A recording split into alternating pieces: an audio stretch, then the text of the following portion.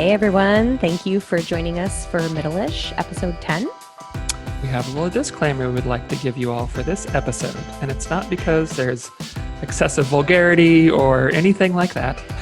It might be more fun than what we're about to say, but we actually tried something different and we recorded remotely because we had a guest and it was very appropriate for our guest's expertise and passion. So we recorded it in a park, and my mic apparently was very excited about that and is a little hot. So the audio suffered a little bit. So it's very listenable. I think it just gets kind of weird here and there. And Aaron's voice sounds like it's kind of peeking out, and we got some echoes going on. But I don't think it detracts from the message. So just bear with us through this episode. I think there's a lot of good stuff here for y'all. We appreciate your patience with some audio issues in this episode. Yeah, and for us trying something new. So please have a listen. If for some reason you just can't get through it and you really like what Lance has to say and you want us to have him back, then let us know. We'll have him back and we'll have our quality audio that you're used to hearing. Yes, we will. Thanks, everyone.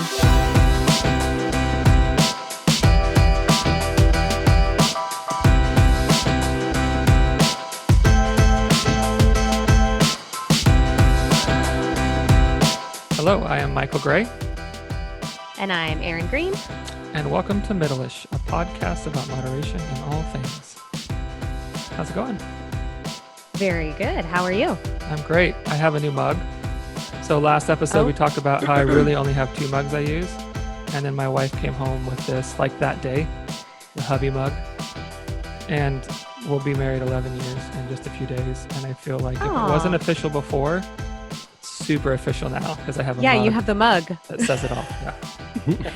Yeah. Notice it doesn't say like world's greatest hubby or whatever. No, just one of them.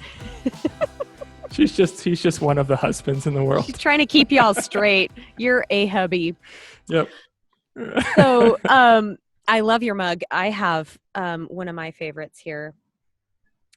RPI stands for Rebecca's Private Idaho. It is a gravel race that I dove into last year, and she lives in Ketchum. She is a world-renowned adventure racer and basically dominated the mountain bike and adventure racing scene for, I don't know, probably over a decade. She's pretty amazing. And awesome. Someday maybe she'll join us. But anyway, so I'm representing Rebecca's Private Idaho. And I'm representing all just average husbands around the world. Hubbies. Hubby is a little more endearing than just husband. Yeah, husband.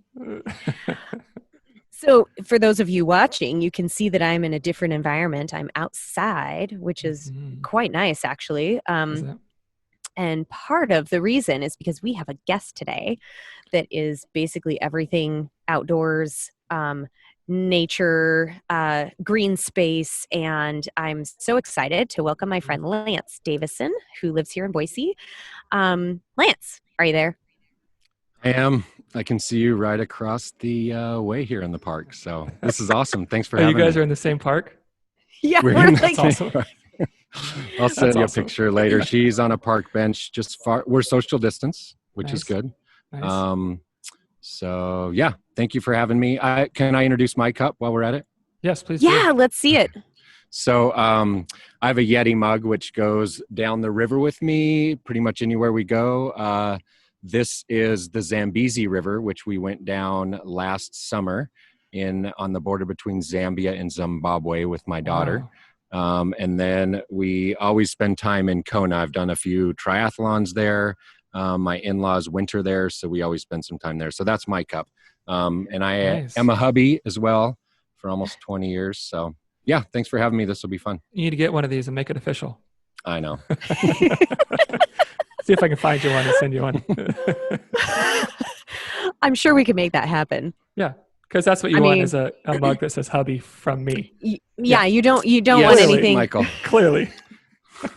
You don't want anything cool like, a river that you rafted in Zambia or, family connection in Kona. Hubby. This is peak mug right here. As good as it What gets. should I get? Should I get like wifey? Is that my mug? Yeah. Kathleen has one that it looks real similar, and it has a bear on it. It says Mama Bear. Ooh, I like that. Yeah, I like that one. I'm not a mama. I guess that doesn't work. You just bear. I have some. Just be a bear. I have some mom. I could be a bear. I have some Like a mama Care bear Bear. instincts. Right? Yeah, we talked about that, didn't Yeah. we? Yeah. So, Lance, I guess we should tell our audience a little bit about why we wanted you here, and I'll give my impression, and then we'll, maybe have you talk a little more intelligently about what your job is. But I got to know you through triathlon, and I think some of my richest friendships and probably some of my longest lasting friendships are through my connections in triathlon. And gosh, I think we met 7-8 years ago. Does that sound right? Yeah, we've been in Boise 10 years, so maybe 8-9 years ago. Yeah. Wow. And we swim together, or at least we did when the pool was, When we could, right? open. And yeah. So I think you get to know people in a really organic way when you are meeting at 5:15, 5:30 in the morning to jump in a cold pool and do some long rides together and whatnot. And then I think one of the coolest parts about you and what you do professionally is the melding of community engagement and health with our natural environment and green space. So you have a background in forestry, yeah? Yep, forestry and natural resources. And then you've taken that in, I think when I think of what you do, I have like kind of a funny picture, but I picture you taking your love of the natural environment, of trees especially, and turning it into like a health and community driven like journey to connect the two. And I mean, on Middleish, we talk a lot about health, wellness, nutrition, exercise, all of these components of physical health, but we also talk about emotional and social health and those, intellectual health, those kinds of things. And what you do is, I think, a really great marriage of all of those things through our natural environment. And we talk about connecting with nature and how that can feed our spirit and how that can improve physical movement, how that can improve mental health. And just my last point is you and I have had some really great conversations recently about entrepreneurship and leadership in the community and how we connect our personal and professional lives with the people around us. And the people are really what enriches this whole thing. So I think that speaks to social and, airplane, in case you can hear. I think that speaks to social and, hold on. The goose flyover was better. Yeah, the goose was better earlier. We'll work on that. Get some more geese in there. Maybe it's telling me my intro to Lance is a little long-winded, right. but yeah, wrap it up. That's the music, when you're on stage. So basically, to just wrap all that up, my point is, I think that you really embody many of the facets of total wellness and health, and I want to talk about it with you.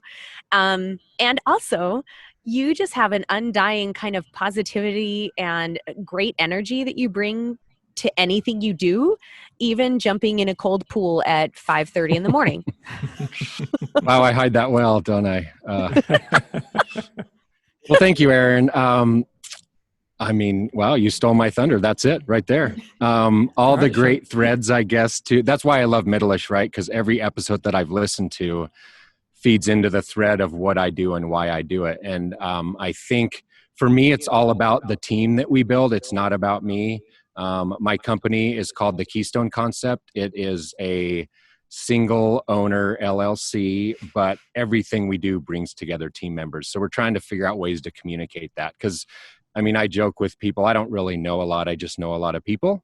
And I know how to empower them to do great things. And that's the way I look at what I do. I've thought a lot over my personal and professional journey about what my motivation is. A lot of people think it's trees because my most recent government job was in trees, but actually my degree is in range management. So like livestock management, grazing, wildlife.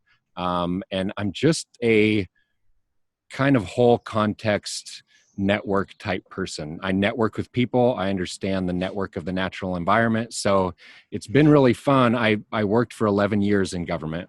I learned how things worked. I did everything from wildland firefighting to range management, forestry, ended in urban forestry, which is, oh, what was that? I don't know. We're having sound issues. I don't think it's gas or anything. You okay, Michael? Yeah. I don't know what that was. I just assumed it was on Aaron's end again. Yeah, I think a truck just drove through the park. Sorry, guys. I didn't even hear anything, so I think y'all are playing with me. Continue. So anyways, what I love about, so look behind me, what I love about Aaron's idea of going into a park is it really does resonate with everything that we do and why we do it. And I think it comes down to the why for me. I don't know if you've ever heard Simon Sinek's why YouTube video. I read a lot of his stuff, and I think the motivation of why is so much more important than how or what we do. And so the why for me is relationships. That's why Aaron and I have been good friends since we met 10 years ago. That's why somebody that works in health and nutrition and somebody that works in natural resource management are going to find a way to have some kind of business venture and partnership together. And that's why we could have this connection in this podcast. So I'm excited about the opportunity. If you look behind me, that's the Boise River Greenbelt. You'll see people riding their bikes. You'll see people running. You'll see squirrels running around. It's this place that we live is so great to have a natural environment within the context of our built city, so that people can live healthy and active lifestyles. So I just love all that, and I'm excited to tease it out with all of you. Awesome. Yeah. And we are in Kristen Armstrong Municipal Park. It used to just be Municipal Park, but of course, Kristen Armstrong, 3-time gold medalist, just an amazing, the winningest female cyclist in history. But also she is super engaged and passionate about health in our community and has started up her own, I don't even want to call them fitness centers because they're more than that, but Pivot is her, basically her mission to engage the community in health and wellness, and leave an impact there too. So that's kind of a nice little, we have a natural space that, also kind of connects that community component. That's awesome. And maybe to build off that a little bit, Aaron, what's great about being in Kristen Armstrong Park is I facilitated an interview with Kristen Armstrong and Tommy Alquist. Tommy campaigned to be governor of our state, very successful entrepreneur, emergency medicine physician. My wife is an emergency medicine physician. And Aaron came to that talk, and it was fascinating because what they're doing is what we love to do every day, right, Aaron? Be entrepreneurial, find a way that we can do great work, but live healthy lifestyles. And so Tommy Alquist and Kristen partnered to create Pivot, which is a health and fitness facility that tries to talk about this whole body fitness, right? And they even got Select Health, a healthcare provider, to pay people's membership at the gym. So I love people. When we talk about leadership, Kristen does it really well. And that's kind of the lens that I look through things, is how can I, with my connections and relationships, be a leader to help us be healthier, to help Aaron be healthier, to help Michael, myself, and then our community as a whole. Awesome. That's great. So I'm curious, just to dive into this a little bit deeper, where do you, what does a project look like to you, and where do you begin? If you can just kind of, in general, tell us what that would look like. Yeah, no, that's great. I think what I'll do is I'll start with the Treasure Valley Canopy Network is a... Sorry. Cut that out. More gas? I don't know. I think it was the honking of the horn. Anyway, so Michael, you can cut that out. Okay. So a good example of a project that is now building into a regional nonprofit is we started the Treasure Valley Canopy Network about 8 years ago when I moved here to Boise. Okay. And in that project, I was hired to do an urban tree canopy assessment, which is looking at all the trees in the valley, what benefit they provide for human health, for environmental health. And so it's hard to be the project manager. But the way that I build a project is really focused around relationships and collaboration. And so when that report was done, we have a report I can show you on our website, but I always see more than that. And I think when we have a relationship, you can build on that. So fast forward 7 years from that project, and now we have a freestanding nonprofit that was funded by the federal government and state government. Wow. Is now that's awesome. We have an urban heat map, for example, that is helping us focus tree planting in areas that are really hot so that we can reduce that heat. We can work on environmental justice opportunities, equity in our community. We're working on stormwater efforts. We have a project with the city of Boise called the City of Trees Challenge, which is planting 100,000 trees over the next 10 years to help improve human health, water quality, air quality. So that encapsulates every project that I'm involved in, how I'd love it to evolve, right? Okay. Yeah. And the only reason it evolved to be more than a report with data was because of the people involved. Okay. So And your 100,000 vision, trees, right? Right. Sorry, Michael. 100,000 trees in Boise? Yes, 100,000 Wow. trees in Boise. We're working with Council President Elaine Clegg, and it was her vision. We know that we can plant that many trees. It's a lot of trees, but what's fun is we're coming in as the network and going to inspire other cities around the world to do that. And it's focused around not just tree planting, because that drives me crazy. We shouldn't count how many trees we plant. We should count the impact they're making. So that's what we're building it around. We did a soft launch in March. It's going to fully launch in October. So that's a little teaser for you guys to check out and your listeners that are interested. And then your city can join, Michael. Yeah, that's awesome. Because I mean, one thing I love about Boise is just there are trees everywhere. I mean, that's what it means, right? The city of trees, right? Yeah. So the fact that you're shooting for 100,000 more is that's fantastic.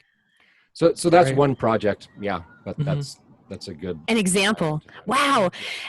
And something you said, Lance, it's interesting because I was just listening to a podcast this morning that spoke to the environmental impact on health, and especially in urban communities and maybe in cities. And the things you sort of mentioned that I don't want to completely gloss over, I think that actually can be a topic we go a little deeper, is how the heat map and how shade and canopy can actually impact human health. It has a big impact. A huge impact. And I think people just don't get it, right? Like, I wish that at some point during the hottest day of the year, we could just like erase the trees for 10 minutes and people would recognize the benefit. Just go walk down Shinden. Exactly.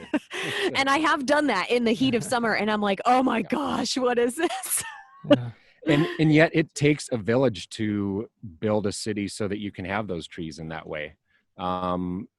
Trees lift sidewalks if they're planted in too tight of a space. If we build really dense developments, you're going to have to find other places to put those trees because you can't just jam them in a little spot. And the trees don't, if you look what behind me, I think that's an elm. That tree provides immense benefits. But if the tree only gets as tall as me, it's really just a investment in something that's pretty. It's not going to return all those benefits we talk about. So I think, again, why I love that Aaron kind of gets what I do and why I do it. I see all those interconnections, and it takes people planning in the right way to do that. And so if I can help empower them to do that, that's what's rewarding to me. My parents are teachers and coaches. My grandfather was a family medicine physician. I have his name. Everett is my middle name. He spent all his time in the mission field, really serving others. So I think when I think about how I do what I do, it's through servant leadership. And so I think I'm a teacher and coach at heart. Mm-hmm. Awesome. Yeah. That's so cool. And I love that you also embody that in your personal life. So we got to know each other through triathlon. And I don't think I quite realized how connected you are to just like all levels of health until we spent a little more time together. And it was, I mean, for me, you know, something like triathlon, you know, with the training and kind of structured, you know, whatever is, you can get kind of bogged down in like reaching this fitness goal or like going toward a race. But for you, it was a little bit different, right? Because I thought that you swam in college. So I thought you were like, I kind of had this picture like you're just like a lifelong athlete. But then I'm realizing that like this was a way for you to really not only enjoy a fitness endeavor, but like to be out in nature and kind of connect the two. That's a really good thread. And so we're going to go deep, Michael. Are you ready? All right, let's do it. What I recognized in triathlon, when I grew up a competitive swimmer, I ran cross country for 1 year in high school, was good at it, but at the end of the season, I was ready to go back to swimming. So after that, I had just swam. And I was always the skinny kid that wasn't quite mature enough to be as strong as the other kids. So I really perfected my technique. And so I was a bit of a perfectionist, which that brought some therapy later in life. But when I chose where to go to college, I really wanted to go to school in Montana, and they didn't have a swim team. I still got recruited to go to colleges to swim, but I chose to go to Montana because I was excited about that, excited about my career. But I can tell you that last swim meet, I remember like it was yesterday. It was like letting go of a part of who I am. I mean, it still kind of gives me chills. It was hard. Also because I was a late bloomer, like I was finally getting fast and I was finally doing well after years of that journey of never making the times I wanted, because no matter how good my stroke was, I was a skinny little kid. So part of the reason I think when we moved to Boise, I had supporting getting my wife through college and through her med school and residency. I worked for the states of Washington and New Mexico. And we had our daughter, McKenna, who's now 15. And I just didn't exercise a lot. And when I came here, I'd always wanted to do triathlon because I mountain biked as a kid. I was a swimmer and a natural runner. That's actually running's probably my most natural of the three. And so I said, you know, I'm going to come here and I'm going to make this for real. And so I shopped around for a bike. That's how I met Tri-Town, Antonio Gonzalez, and Aaron. I bought a bike and I just went all in. And when I met you all, you were very inspiring. You helped me learn how to train. And that was my college sport for about 3 years. And I dove into it. It was my job. I was starting my company, but it was natural for me in sport to really dive in and go after it. So I did great. I had a great time. And then as my business kind of took off, I didn't have as much time. And now my journey in sport is in a different way.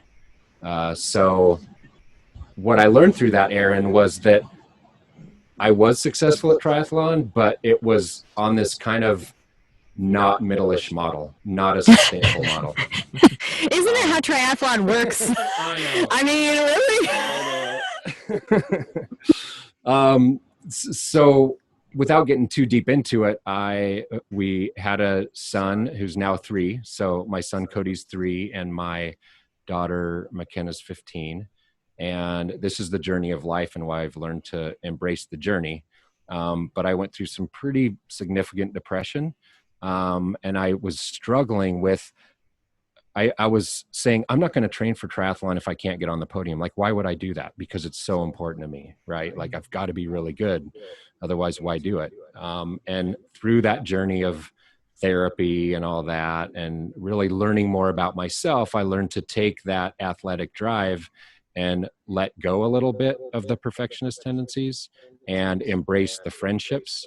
And now every morning I get up Tuesday, Thursday at 4:36 a.m. Exactly. Not 4:37, not 4:35.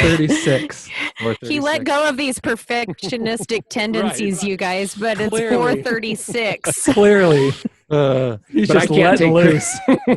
I can't take credit for that. My good friend Jason, he started this group called TMF. It's a guys group, and we work out every morning. Tuesdays and Thursdays we run in the foothills about 6 miles, and then we might even use kind of those exercise things behind you, Michael. Yeah, I'll put them in the box and ship them up with your mug. Perfect. Good. So it's called TMF. There's like maybe a dozen of us, and from all walks of life. And we do that. We do our run, and then we do kind of, I guess, maybe liken it to CrossFit. Jason just makes up different workouts for us, and then we go have breakfast. What does TMF stand for? Well, go ahead and say it. I have MF in my in my nickname, so you can say it. Yeah, I'm just curious about the T, really. That's all I'm curious. So I think we know the rest. for the family show, it's Tuesdays and Thursdays, so that exercise is Tuesdays and Thursdays. So it's Tuesday and Thursday morning fitness, and it's also tough motherfuckers, maybe. I knew it. There it is. Yeah, but we're just a bunch of softy guys, and then Monday, Wednesday, Friday, we'll go mountain biking. So this morning at 5 a.m., I was mountain biking, start in the dark, and then see the sunrise. But for me now, my fitness journey is more about the social part. You know, I don't look at PRs. I don't look at all that. I'll still do a triathlon every once in a while when they let us do that. And I realize that I'm still not bad. And it hurts. Trust me, it hurts. I'd rather train hard and have fun. But that's the journey. I guess I've learned a lot from you, Aaron. And that's diving way deep into my pond. I think it's great. I mean, I think it ties so perfectly into so much of what we talk about all the time. And that's just that, like, to have these sort of like achievement type goals, 20 pounds lost, a PR on a deadlift or a race or whatever. Those are great. They're really great. But those in and of themselves don't really typically add value to our lives. They don't make us more well-rounded people. They don't make us, more empathetic or teach us a whole lot. It's the process of getting there. And that process, I think we can learn just as much, even if we don't have those real specific goals. If the process is just being disciplined and getting up every morning and pushing my body and having good social relationships with friends, good social interactions. And now we're looking at things that just enrich us in so many ways. And you said it perfectly. It's that process. That process is what's teaching us. The process is what's making us better. The process makes us more resilient, empathetic, better, people to go out in this world and do significant things that make it better for other people too, which is exactly what you're doing. And you recognize too, Lance, that the drive for a podium, that outcome focus that a lot of people tend to have, especially when it comes to setting a goal or athletic achievement or whatever. I think it's good to have those things to reach toward, but it sounds like that was kind of your only thing for a while. And like you said, that was kind of getting your, postdoc in college sports was to go and do triathlon. And now what I'm hearing is just this very rich enjoyment of being physically active and still just a different fitness journey, and it doesn't mean you can never hit a podium again if that's what you choose to focus on. Right. But finding that kind of middle ground. And I think it's kind of the same thing. Like Michael, you were saying, if somebody says, I want to lose 20 pounds, well, what do you expect to get out of that 20 pounds lost? Similarly, I want to get on the podium. Okay, what do you expect to happen once you get on that podium? Again, it's cool to have those goals, but if that's the only thing driving you, then, it could be a lonely place. Yeah. Right.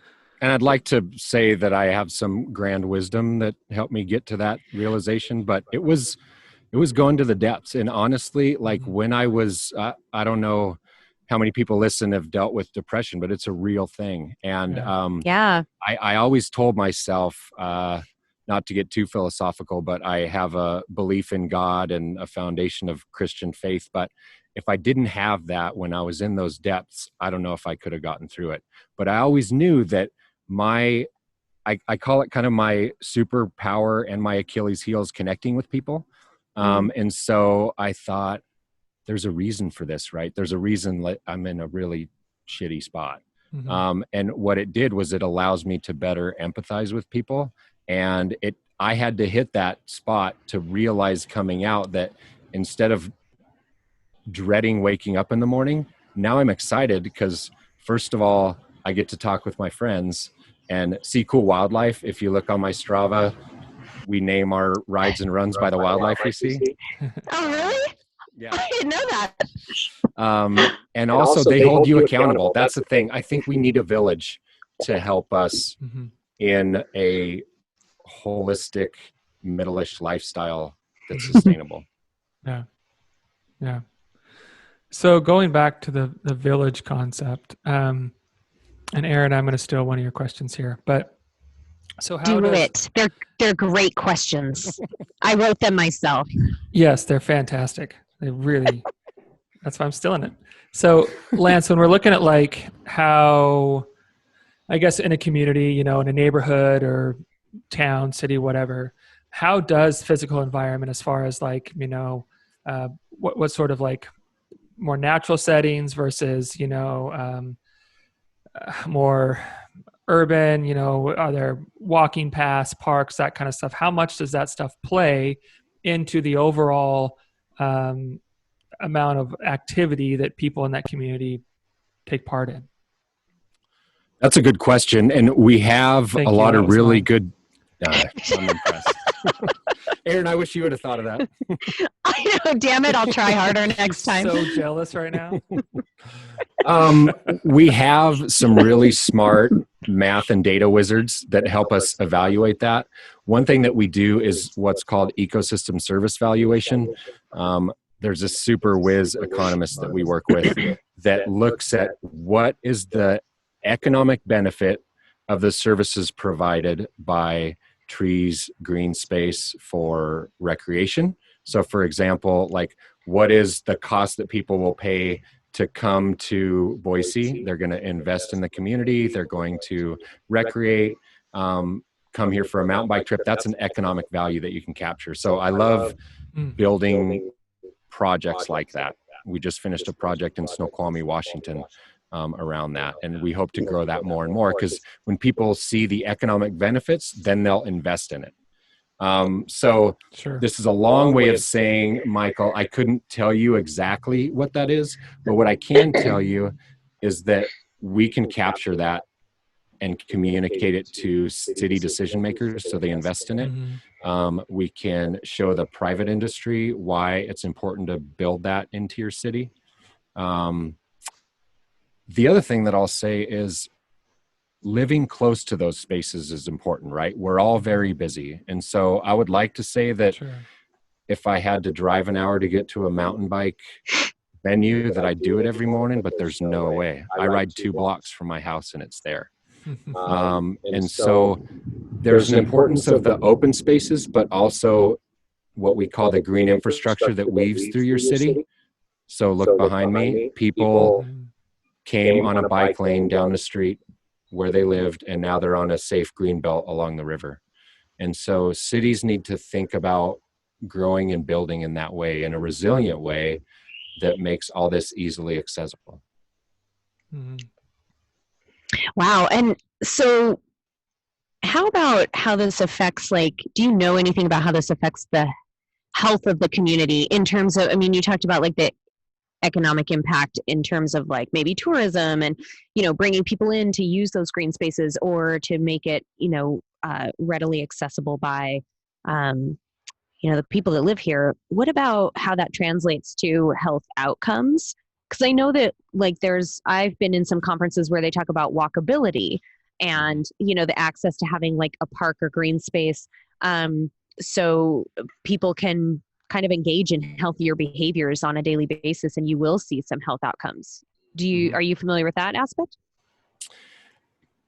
Again, a lot smarter people than me can capture that value and information. And so that's why, actually, I was just looking at a health impact assessment that some colleagues did in Boise looking at housing, for example. So that's why I talked about the City of Trees Challenge. We're going to take this heat map, and we're going to look at places, and we're going to take data that focuses on where's it really hot. And then we're also going to look at the demographics of that area. Often, like one of the most expensive places to live in Boise is along Harrison Boulevard in the north end. And there's a lot of reasons why, but a big part of it is the tree canopy. It's cooler. It's more desirable to live there. And then in a lot of the other hotter parts, and you'll see this. Michael, which city are you in? It's called League City. It's a little bit south of Houston. A little bit south of Houston. So like when it gets really hot and miserable, people aren't happy. Crime gets higher. People aren't healthy. Yeah. There's links to, even COVID-19 and health in crummy parts of town that don't have canopy. So when we talk about equity, when we talk about environmental and human health, there's so much value to investing in those places where health is poor, where, diabetes and obesity are a big deal, Aaron. I know that Department of Health and Human Services and us have looked at that. There is so much opportunity there to make those connections, and it includes what you eat. It includes all that. But I guess I like the challenge of trying to figure out how you can actually make a difference, how you can implement a project that makes a difference. And it isn't giving a bunch of trees to the people that live in the hot part of town that don't make as much money as the people in the treed area. That doesn't work. You've got to build a relationship. You've got to find out what kind of trees they want in their part of town. It's very complex. But that's the fun challenge I guess I enjoy figuring out. Yeah, I can imagine it's really tricky. And I know, it's, you bring up such a great point where, where it's South Texas, right? Like it's humid here. It's real humid and real hot in the summer. It's like 95 and like 90% humidity some days. And when it really reaches that high humidity, we don't want to go outside. Our only saving grace as a family is that, right now parks are closed and stuff, so we're not going there. But our backyard happens to be decent size and have from about 3:30 on, it's just very, very shaded. And so we're like, okay, once the afternoon hits, it's still hot and stuff, but we can be out in the shade. It's a little bit cooler, makes it more bearable. Whereas if we didn't have that, my girls wouldn't spend much time outside because it's just miserable, and that would impact us as a family because they're not getting physical activity. And so they're more keyed up. And then our patience is wearing thin, and then we're knocking heads because, oh my God, and we've noticed that when, we have like 3 days of just massive rain, we're like, we're all going to kill each other, because we're not doing all the things that being outside and kind of communing with nature in some ways provides. It provides some distance physically, it provides some distance mentally and emotionally. It provides physical activity. It's sunshine. It's fresh. It's all these things that just really lend to, I've noticed, just a happier family. If we can't get outside for several days, we're just not as happy. We're not functioning as well, Right. And so I've never really thought of it in those specific terms till you said that. But as you were saying that, I was like, oh man, dead on, because I've seen that time and time again. And I'm glad you mentioned that because that's the balance too. We do a lot of like this scientific work and try to find ways to take data and inform decision makers. But to be honestly, I based off of what you just said, it's the personal story that's going to make a difference. Yeah. I want to find a way to tell that personal story, or now like Michael is going to look through the world in a different way just because of thinking of that context, Absolutely. So that's the other reason I love working with people that don't do what I do every day, is because you give me better ideas on how to communicate. So, yeah.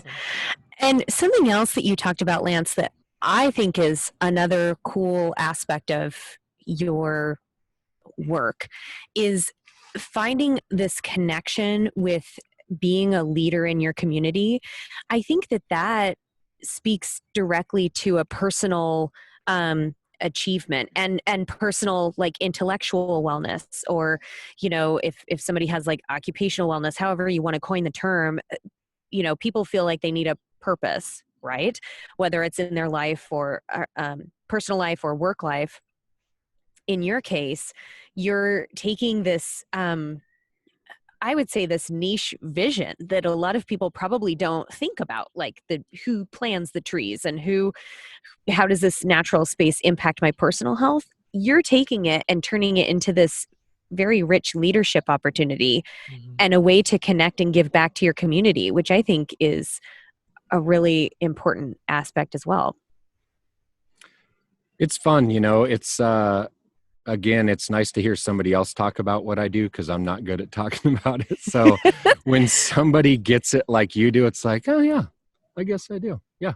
It's kind of part of my journey, and again, my why. So when I talk about leadership, to me, I've read a lot of leadership books. I kind of look through the lens of the world in a leadership role. I think because being, again, like a coach, a parent, a teacher at heart, is that I want to build an amazing team, whether it's on a project, whether it's like Erin's part of my team. Like, we talk about ideas as Erin has looked at career transitions. We've talked about that. I've helped her go through that journey. And what I learned is I love to put together a really good team. I love to figure out what motivates people. And then I've seen a few times that, like, if you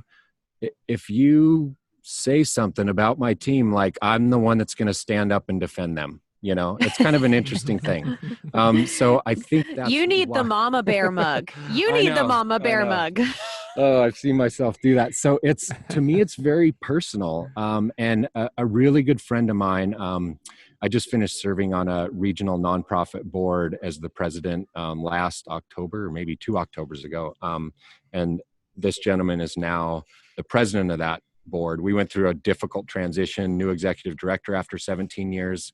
And he's probably the one that has drilled into my soul the most as a friend and a co-leader. But he told me once what I do, and it was really fascinating. He said, Lance, you come into a room and you're quiet and you listen. And then before anybody really knows what's going on, you have come up with a plan, and you're going to get us going on that plan, and you're going to help us get there together. But he said, I've never really seen that before. And I was like, I guess, yeah, maybe I do.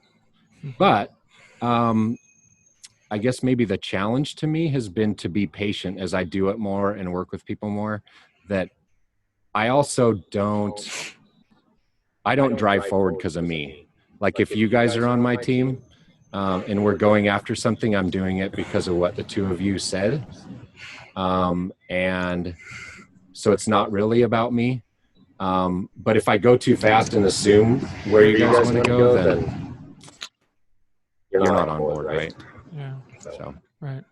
Well, I love it. To me, that sums up like real leadership, you know, and it's understanding like how to pick key people to be a part of your team, right? Like that you trust, and but then also not recognizing that you don't have all the answers. You're one person, and that a plan, you're going to have so much better information if you pool all these resources. And I think that's often what a really good leader does. Is it's not about their own ideas. It's the ability to sit back, let everyone else do stuff, and then from that create a cohesive, beneficial plan.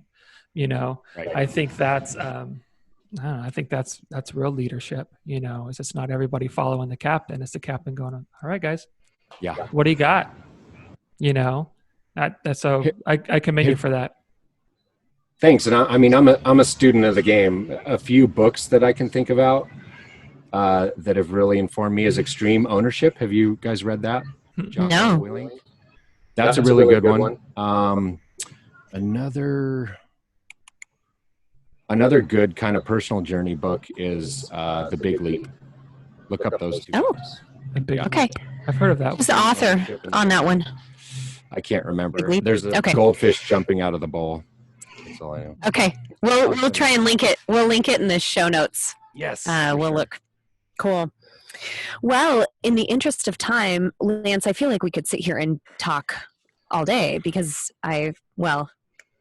that's why you and I will meet in parks and talk anyway, right? So, but let's move on to our meeting in the mundane. Do you want to participate in that with us? I do. I thought a lot about it this morning during my ride. So I'm going to go last. Nice. I'm going to cheat a little, which I heard Michael usually makes you go first anyway. I'll go first. Whatever. You know, I have in the past, but the last couple of times I've been prepared. and I'm prepared today. At least you don't show up late. That's my MO, right? It's like scrambling. I know. Way more rude. Yeah. I'm sorry. I was a total slacker the last couple. Was it just this week? I guess it feels like it's been a long week already. It's Wednesday, and there have been things. There have been things that I've told Michael I'm going to do for the podcast, and then he'll text me and be like, "Yeah, I just did it," and I'm like, "Damn it, I forgot again." So my goal is to not be a slacker. So my meeting in the mundane this week really hit me that I've been lamenting the fact that we haven't done any traveling. We keep talking about going camping because I think that's a responsible thing that you can do during COVID. But we just have been staying around Boise. Like every weekend, we basically ride from our front door. I had the Trails Challenge. We have just kept life very simple. And not that that's a bad thing, but I am used to a pretty fast-paced, travel involved and whatever. And so it's been really hard for me to kind of reconcile with that and kind of feel like life has become very mundane. And we went out on Monday night and we looked at Neowise, the comet. Matt had been telling me for days that he could see it from our, the street in front of our house, and I need to go look at it. And then we finally realized that it was the scientists are saying it could just disappear one of these days because it's moving at a rate they didn't expect. So we went out, we drove so that we didn't have light pollution, and we drove out and looked at the comet. And I just realized how cool things can happen even when you stay home. Like even when it seems like you don't really have a lot of adventure going on, you're not seeing new places. It's a little bit of Groundhog Day every weekend, there's this super cool once in a lifetime, experience that you get just from driving into the foothills near your home. So that was kind of my meeting in the mundane this week. Nice. I like that. Love it. I miss the lack of light pollution that you get out there. It's not terrible here, but it's different. I mean, especially I was out in Ontario up there, so it was just, stars that's great all the time. Just beautiful, and I do miss that. Okay, before I go, Lance, I have a question for you. We did this with our first guest, and I'm going to have a couple for you as well. So, would you rather? You didn't be familiar with that game? Yeah, let's do it. Nothing too challenging. Would you rather have an unlimited international first class ticket, or have unlimited international first class tickets, or never have to pay for food at a restaurant again? Oh, first class ticket, man. Yeah. So many experiences there. Mm-hmm. I love buying dinner and drinks for folks, so I'll do that every day. But yeah, the journey, I think that's what we realized with our family is let's invest in experiences, not things. Yeah. Yeah. We have too many things, but yeah. Cool. I'll take the first class tickets. Yeah, me too. And I think, one, travel is a big part of that, but also I think I have such a love for food that I'm so happy to pay anybody that that does it well. You know what I mean? Yeah. Like to me, it's like, it's respecting their art. You know what I mean? Mm-hmm. Like I'm happy to pay for, for someone cooking up some good food. Absolutely. Good call. Yeah. Okay. That one's kind of the same thing. How about this? Where'd it go? Just lost it. Erin has a squirrel stalking her here. I see. I'll watch, Erin. You'll be fine. Make sure it doesn't just land in the middle of my computer. All right. Would you rather be forced to dance every time you heard music, or be forced to sing along to any song that you heard? Would I rather? Mm-hmm. Oh, I would rather be forced to dance, probably only because I'm a bad dancer. But my son, I think, it's crazy having a 15-year-old and a 3-year-old. And man, when we had our 3-year-old at first, I was like, what are we doing? But he loves to dance, man. And like, it's awesome. So I would say dance.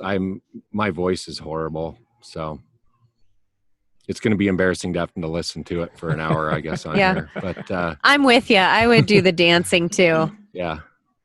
Is my voice that bad, Aaron? No, I'm with you on the dancing. Okay. Aaron, I've never heard you sing. He is our guest. Okay. Geez. Treat him with respect.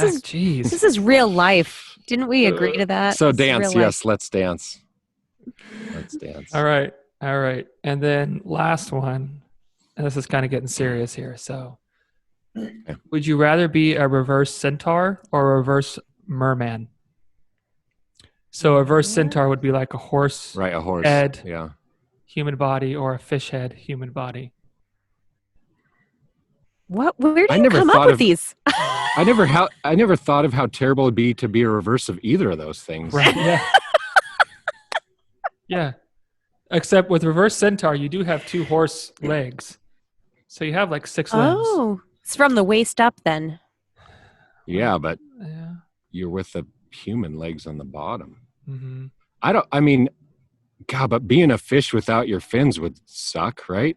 Yeah, so I don't know. I was going to say fish because I'm kind of a fish by nature, but that'd be horrible. You'd be a sinking fish. Right, and then, would you have to you'd have to stay in water, I guess, because if you have a fish head, you can't breathe. I think you'd die. So I'm going to be reverse centaur if I have to choose. Yeah, I think it's going to look horses, cooler. Like, yeah. Totally. I don't think it's going to look cool, but cooler. Yeah.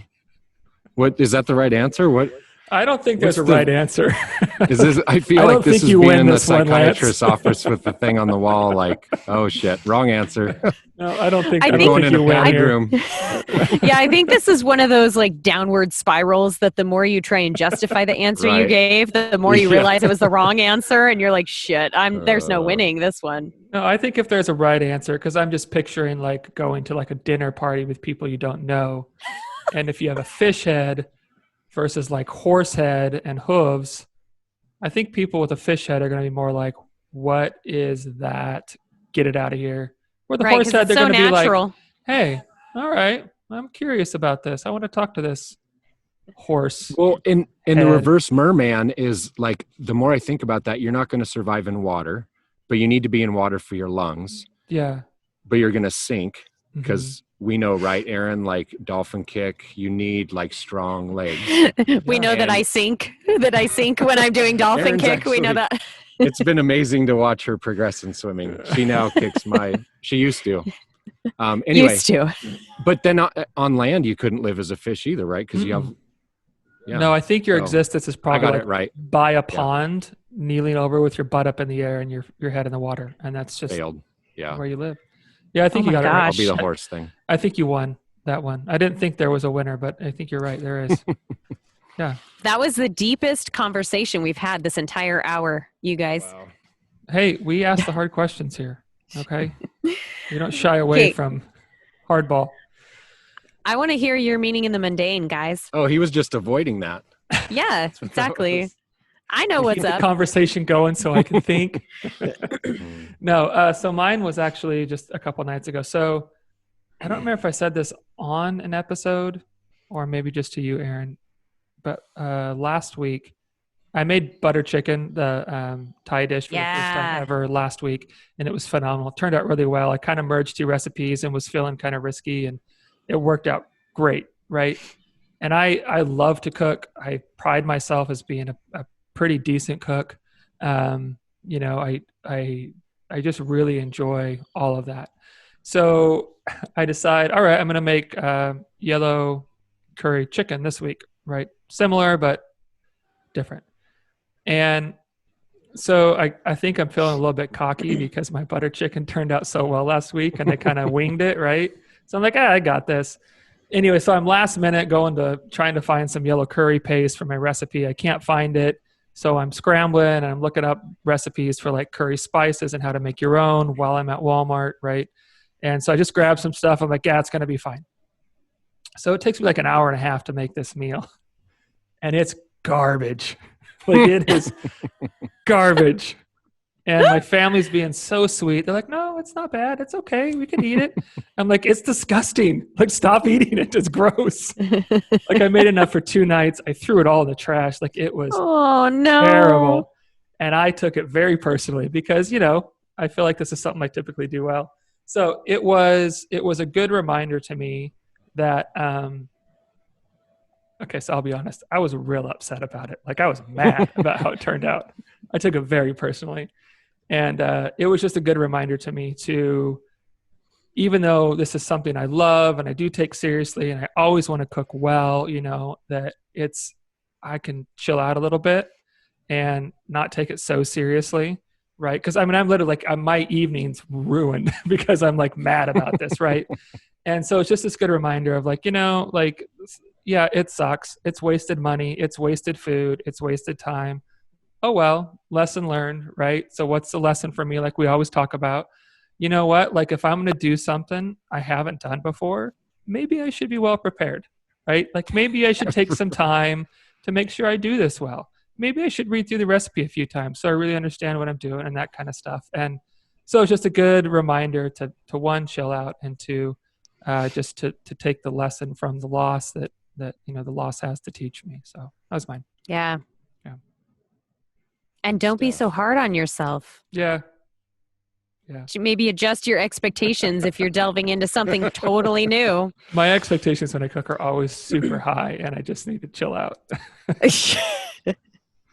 That is pretty funny because I'm just getting to know you, Michael, and you don't seem to me to be somebody that like boasts about themselves, which is often ironic because in this case, you were trying a recipe for the first time and you thought that you were just going to rock it. Yeah, I've got this shit nailed. Yeah, that's pretty arrogant, right? It's pretty stupid is what it is.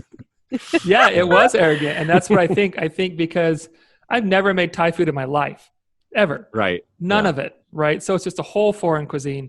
But I think that butter chicken went so well and so easily that I was like, all right. False expectations. It's similar. I can do this. Yeah. And I'm sure there's more lessons for me to tease out of that. But I'm just taking the one for now. That's good. So for my meaning in the mundane, I was telling Aaron, we did a little practice a few days ago to make sure this was going to work in the park. And I was like, explain to me what you mean, because I'm having a difficulty grasping this. And so I woke up this morning and I was like, I got to figure this out, right? Like woke up at 4:30, had a cup of coffee, getting on the bike. And it hit me when I was going up Sidewinder in the Boise foothills. And I was like, I don't think this is cheating, but maybe it's even a little depressing. But I think my everyday is a meaning in the mundane when I go to work. I mean, if you ask what I do, it's I do this. I Zoom all the time, and I type on the computer, and I talk on the phone, and I shuffle papers, and that's pretty boring. Like, but what I've learned is, which we've talked about here, it's about the journey. And so for me, every day is an exciting journey. I'm going to get to talk to my friend Aaron, and we're going to think of some cool stuff. Today, what's my journey look like? I have to prepare for a webinar we're doing tomorrow with Idaho Business Weekly, I think it is. I get to talk to friends in Texas and Colorado, around Idaho. And in each of those threads, I find a new adventure, I guess. And so it's pretty boring, like what I do day in, day out. It's mundane, but I've learned the fun in the adventure, right? So is that a meaning in the mundane? I think totally is. Yeah. Yes. I think you're kind of basically saying what we're hoping people start to do from us doing this. It's just finding how there's a lot of meaning in a lot of mundane things. You know, I think that's where most of the meaning is. Life isn't mostly like the fullness of life isn't in the big events, the birthdays and the vacations. Totally. It's for me, it's sit at the breakfast table every morning, having breakfast with my kids. It's snuggling up with them at night and talking as they fall asleep. It's how I interact with my wife through the day as we pass each other in the living room and I come out of my office to make lunch. It's just, that's where I think real value and richness in life lies, is these seemingly mundane things that we spend 99% of our time doing, and so I think that's perfect. Yeah. Good. So the sun's coming out, Aaron. I see. Look That's at this. good. I feel like all ethereal now, like, oh, there it is. The singing has started, so the podcast needs to stop. Except for Michael. Michael can sing. No, I'm good. So thank you so much, Lance, for joining us. Thank you very much. This was a great conversation, and I hope that our listeners maybe see their green spaces and their connection to their community a little bit differently. And I really appreciate you sharing your personal journey as well. Because again, when we share these more humanized stories, I think it resonates with people, and that's what we're after, is those connections. So absolutely. Yeah. Thank you very much. Thank you so much. It's good to meet you and get to know you better. Because I know we see each other a little bit on social media and just hearing about you from Aaron, but actually have a conversation with you. It's fascinating what you do. And it's already got me thinking differently, like I said, about things. And we really appreciate your time and coming on and asking all of our very hard questions about mermaids and centaurs. I'm going to drown later. Right.